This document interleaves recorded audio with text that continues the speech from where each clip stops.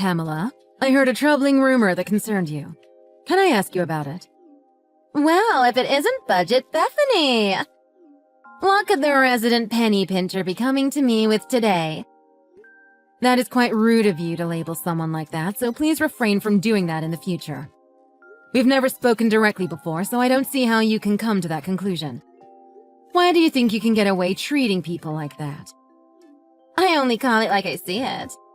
And I have a gift when it comes to knowing the class of the people that I meet.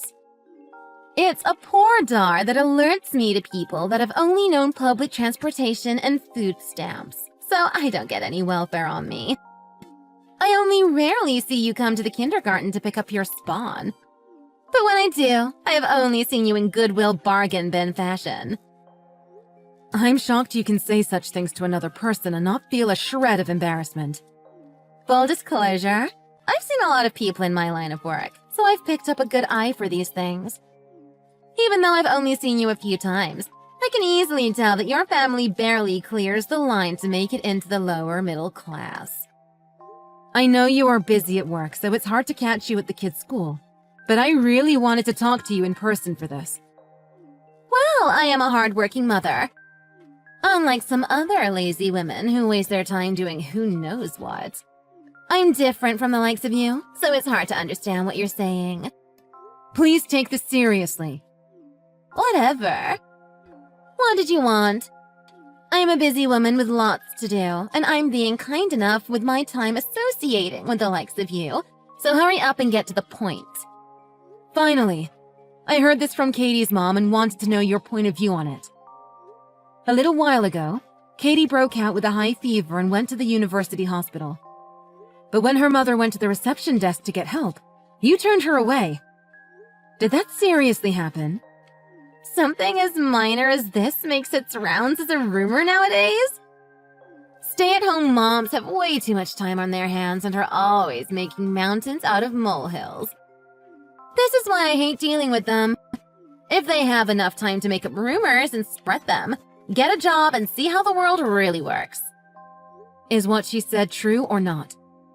Because of that, she said she had to drive almost an hour to the next closest hospital to get Katie looked at. Why would a receptionist like you deny them entry? You don't have the authority to deny care to patients that come to the hospital, right? Of course I do. It's half of my job. As a receptionist at the best hospital in the state, I am the first line of defense against undesirables thinking they can waste our wonderful doctor's time. I have to think about the hospital's image as well. It makes us look unsanitary if we let poor people in. If people that actually make the world work see the unwashed masses in our hospital, they would think twice about entering and not get the treatment they so rightly deserve. That is not how a hospital works. And that definitely isn't something that is supported by the hospital. Why would you deny Katie anyhow? Isn't it obvious? Katie's family is flat broke. How could you know that? I heard that they live on the south side, so that should tell you enough. No, not really. What's wrong with coming from the south side? See, this is what I'm talking about. Stay-at-home moms know nothing about the world that's around them. They are so focused on their tiny, insular worlds that they never try to learn more or be better. I also heard that they rely on welfare checks to get by. Makes me wonder how they were able to send that girl to our prestigious kindergarten. So, to answer your question, there is no way I could allow someone like that to be taken in by our hospital. As you can see, I successfully protected the hospital from having to deal with such peasants. What a medieval aristocrat thing to say. Why, thank you. It wasn't a compliment. You need to understand that they have their own place to go.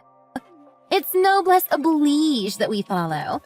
Our hard-earned tax dollars go to fund hospitals that they can use. Since they obviously can't pay for those things themselves, we do it for them. Second-rate people get second-rate doctors and facilities. They should be happy to get that because if it weren't for people like me, they would have nothing. Your way of thinking and actions are causing the hospital more problems than you think. Even from an economic point of view. A child's medical costs are quite low compared to the value they will bring to society in the future. What makes you think you have the right to unilaterally make judgment calls of this magnitude? Are you for real? Where does a dumb housewife like you get off talking like that to me, a registered nurse? This has nothing to do with class, but it has everything to do with the hospital. You are denigrating the name of that great facility. I didn't want to bring it up, but I too have a stake in what happens at the university hospital. Shut up already. I don't want to hear anything about social contracts or it takes a village to raise a child. Those are just quotes that make poor people feel good about helping other poor people. I am a veteran nurse with a salary that matches my skills. You and me are on different playing fields. I play starter for the pros and you play bench warmer for Little League. Please don't think you can lecture me about anything, Miss GED. It seems like nothing I say will make you change the way you see the world. Minnows don't tell sharks what to do. In any case, stop turning people away at the reception desk and make sure you apologize to Katie's family. Just who do you think you are talking to me like that? An SJW trying to win more points with your commie friends? This is a free country, and therefore I am free to make the decision on who can and cannot enter my hospital. I have no reason to do anything you ask. I am simply asking you to make changes before you regret it. My only regret is wasting my time listening to your whining. From here on out, do not make such serious decisions without first consulting others. People's lives should not hang in the balance due to your whims.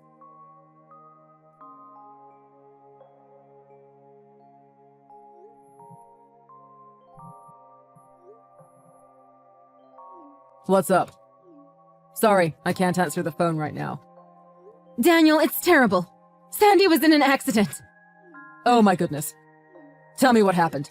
Is she okay? Please tell me she's okay. A car hit her while we were crossing the street. We are waiting on an ambulance right now. Is she bleeding? Is she awake? I don't see any blood, but she hit her head when she fell down. She's crying, but I'm not sure if I should move her or not. Good. It's best if you don't move her, and her crying is good news. Is she going to be all right? If anything happens, it's all my fault. I'm a horrible mother. Please relax. Take a few deep breaths and remember our training. If she is awake and there are no obvious external wounds, then she should be fine. What about the car that hit her? Are there witnesses? Yes. The man driving immediately got out and he's the one that called the ambulance. Since I don't know the situation there, make sure you get the contact information of everyone that witnessed it. When the ambulance gets there, tell them to come here. Are you sure? You said you had a full schedule today. None are emergencies, and all can be rescheduled. I'm worried as well, and won't be able to focus on other work until I see her for myself. The sooner someone can look at her, the better. Tell the emergency personnel what happened and come to me directly. Yes, okay. That makes me feel a lot safer already. Me too. I have a few more patients to check on, but I'll be there as soon as you arrive. Thank you, Danny. I'm so glad I was able to get a hold of you. I don't know who the hell you think you are or what the hell you're thinking, but I will never forgive you. Whatevs. If I told you once, I've told you 100 times. We don't have the time to deal with your ilk.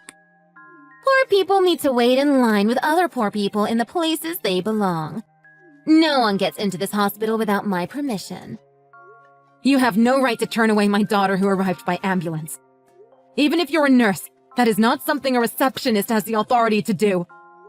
Either you're power tripping or you have a few screws loose. No, you are the one who needs to get their head checked. We will not look at a welfare baby because it is a waste of resources that can be better used to treat those of us who actually earn our keep. Do you remember what I said to you? People of your class need to find places that match your own social status. That does it. Your disrespect and horrid insults have gone too far. You will regret having done this. Oh, I'm so scared. Threats from the lower classes always make me laugh. They get all huffy about some minor issue, but then are soon distracted by a sale on frozen TV dinners at the supermarket. Go ahead and dump your anger on me now, then go relax by cutting some coupons from today's newspaper. This is not a minor issue. My daughter may have a broken leg. I don't care if the child of some blue-collar family has a major injury. I will not let them into my hospital. Enjoy your ambulance ride and get out of my face. I have to take a shower now after talking to you at my desk. I feel dirty after being exposed to your pauper particles. You keep saying it's your hospital, but you just work there. Yes, but I have the attendees list. Remember, the only people that can allow you into this hospital are God, the director, and me. And God needs to ask me if he wants in here. That's a relief then. I'm glad you finally see things my way. Yes, because my daughter is the director's daughter. What does that mean? Really? You need it spelled out. Once upon a time, I fell in love with a man when we were both EMTs. We got married when he became the youngest head surgeon ever, and I ran the pediatrician's ward. I retired when I became pregnant to focus on raising our child. That child is the one you declined entrance into her own father's hospital. You probably just saw him down in the reception area talking on his phone.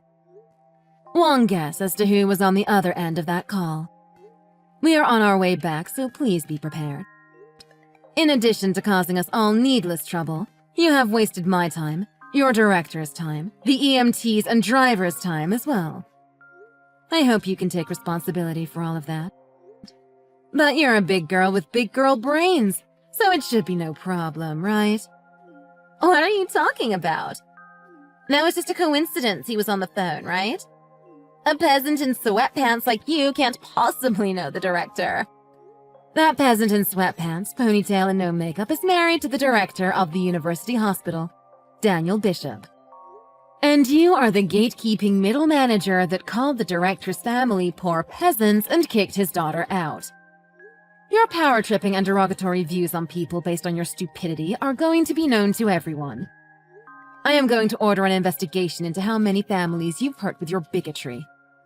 I pray that there were no fatalities because of your snobby attitude, but if there was, I hope you know the weight of that possible crime. Wait, are you serious? Are you really the director's wife? You've got to be joking. Is this the Apollo Theater? No? Then it's real.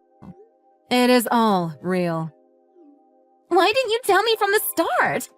Then none of this would have happened. Why should it matter who I am? You seem to have forgotten the Hippocratic Oath. That's just a guideline, right? The 10 Commandments are guidelines. The oath is a promise to all human life. You are a disgrace to all medical professionals. I gave you plenty of chances to mend your way of thinking, but you blew me off. But I didn't know. You should have let me know. Changing the way you treat people depending on their class may be fine for politicians, but it is unthinkable if you work with saving people's lives. What you've been doing is unforgivable, and soon everyone you work with will know what you have done. Wait. Please, wait. What I said to you didn't mean what you think it means. It's just a big misunderstanding. I don't know why things are turning out like this. Have fun making up excuses and downplaying what you did. Last piece of advice. Find a lawyer. Goodbye.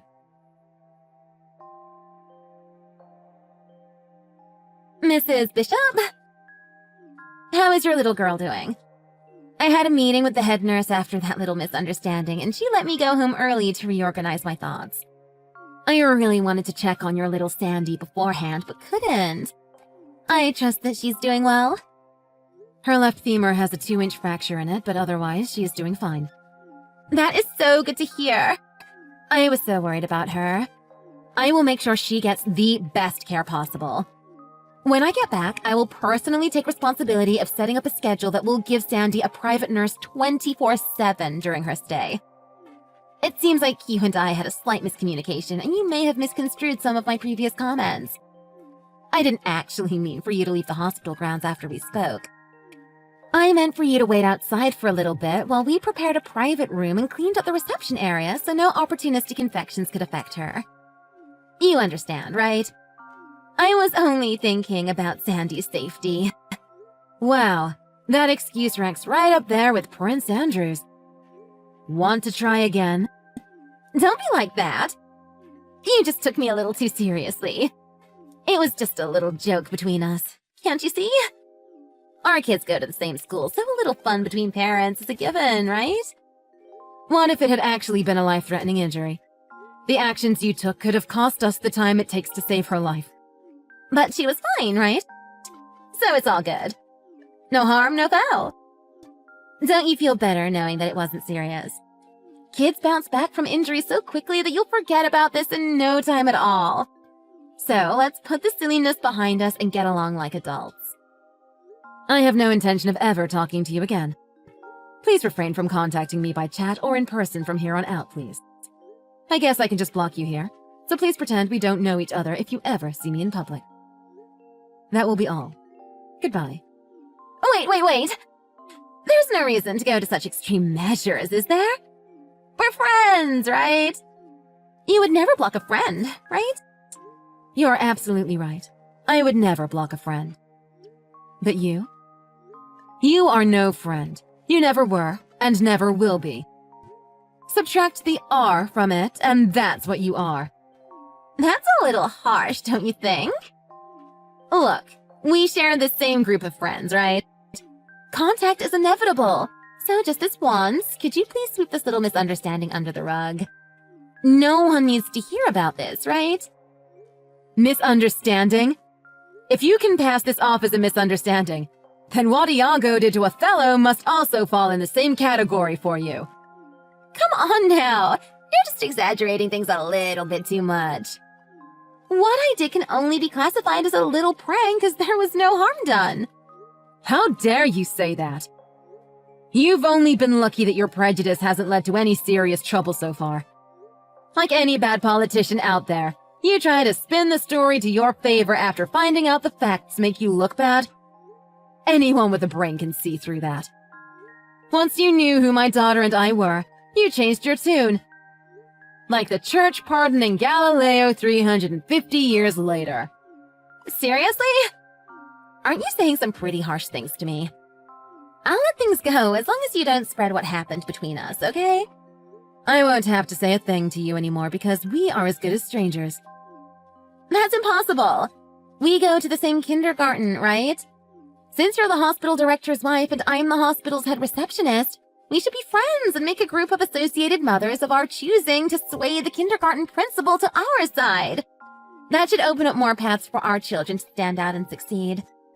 I can't believe you are still trying these tactics.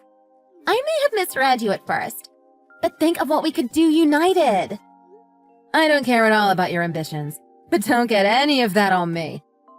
I refuse to associate with anyone who judges people simply by the way they look. No good can come from that line of thinking. It's not like you really believe things like that. I felt like I had to put up a strong front in order to keep bad influences from affecting our children at kindergarten. I really am an open person who accepts all people for who they are. There you go again, trying to rewrite the past and redirect the conversation. You should have gone into politics, not medicine. A receptionist like you has no right to turn away patients. You have no idea how livid my husband was once he heard what you've done. Come on, be a pal. I need you to intervene on my behalf and talk your husband down. What would happen if I were to lose my job? That is the least of your worries. What do you mean? Plans are already in motion to place you on unpaid administrative leave while the hospital investigates your actions. This is a serious case that could hurt the hospital's reputation, and they want to find out who is responsible for all of this. You're joking, right? This is just a joke to get back at me, right? If it isn't funny. I could be in serious trouble if it were true. You're right. It isn't funny. Thank goodness. Because it's not a joke. You of all people should know how serious I am after what you did to me. I told you that you would regret crossing me. Someone like you has no right to be in the medical profession. Consider it a favor. Now you're just bullying me for doing my job.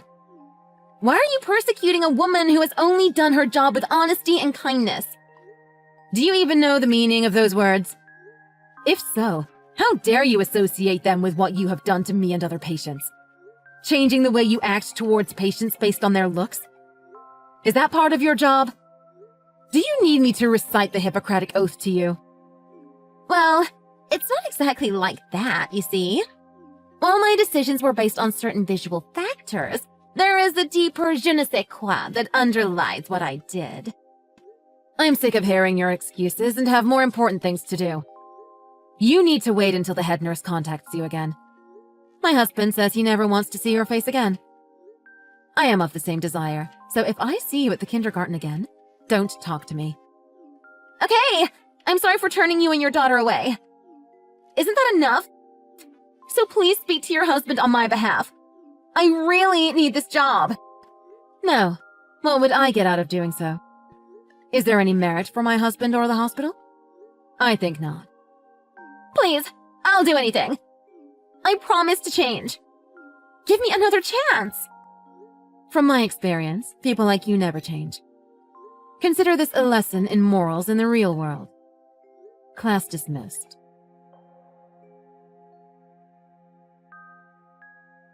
In the end, Pamela received a call from the hospital and her employment was terminated. On top of that, further investigation led to both the hospital and Katie's family suing her for damages to reputation and mental anguish, respectively. She panicked when she got served those papers and ran to her husband to bail her out. But when her husband heard the full story, he was so appalled that he asked for a divorce on the spot. She disrespected people for being poor, but now she's having trouble finding a job. News of what she did has spread around the whole state, making hiring her a liability. Last I heard, she quietly left the state, and no one has heard from her since.